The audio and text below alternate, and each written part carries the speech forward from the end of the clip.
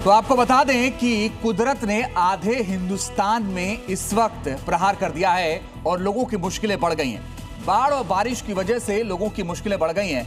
अलग अलग तस्वीरें इस वक्त आपके सामने हैं, किस तरह से अलग अलग राज्यों में बाढ़ और बारिश ने लोगों की मुश्किलें बढ़ा दी हैं। नौसारी गुजरात की तस्वीरें आपके सामने, अहमदाबाद की तस्वीरें आपके सामने हैं।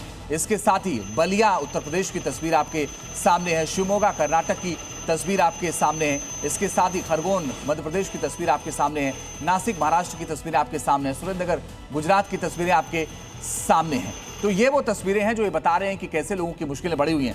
मगर जुलाई की बारिश अब राहत नहीं, आफत बनती जा रही है। गुजरात से लेकर महाराष्ट्र तक कई शहर और कस्बे पानी में डूबे हैं। कई घरों में 2-2 फीट पानी भर गया है। कई मंदिर, घाट और सड़कें सैलाब में समा गई हैं। राहत की बात यह है कि प्रशासन और रेस्क्यू टीमें लगातार लोगों की जान बचाने में जुटी हैं। अक्सर कहा जाता है कि बारिश राहत लाती है, लेकिन यही बारिश कुदरत के कहर में बदल जाए तो जीवन थम सा जाता है। इन दिनों देश के कई राज्य बाढ़ और भारी बारिश की चपेट में। गुजरात से लेकर महाराष्ट्र तक हर तरफ पानी का तांडव देखने को मिल रहा है। नदियां उफान पर हैं, शहर पानी में डूब चुके हैं और लोग घरों में कैद होने को मजबूर हैं।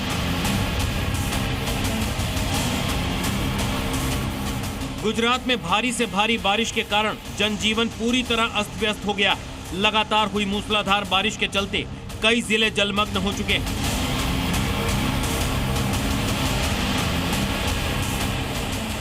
ये तस्वीरें सुरेंद्रनगर की हैं, जहां करीब 70 से 80 घरों में बारिश का पानी घुस चुका है। लोग घरों के अंदर ही पानी में रहने को मजबूर हैं। स्थानीय लोगों का कहना है कि यह समस्या नई नहीं, बल्कि पिछले 2 दशकों से हर बारिश में सामने आती है। इस बार भी लोगों का गुस्सा नगर पालिका के खिलाफ साफ दिखाई दे रहा है। लोगों के घरों में 1 से 2 फीट तक बारिश का पानी घुस गया है। स्थानीय लोग नगर पालिका के खिलाफ भारी रोष प्रकट कर रहे हैं और पक्के समाधान की मांग कर रहे हैं। अहमदाबाद के धोलका में भी भारी बारिश के बाद बाढ़ जैसे हालात बन गए। प्रशासन ने राहत पहुंचाने के लिए तकनीक का सहारा लिया है।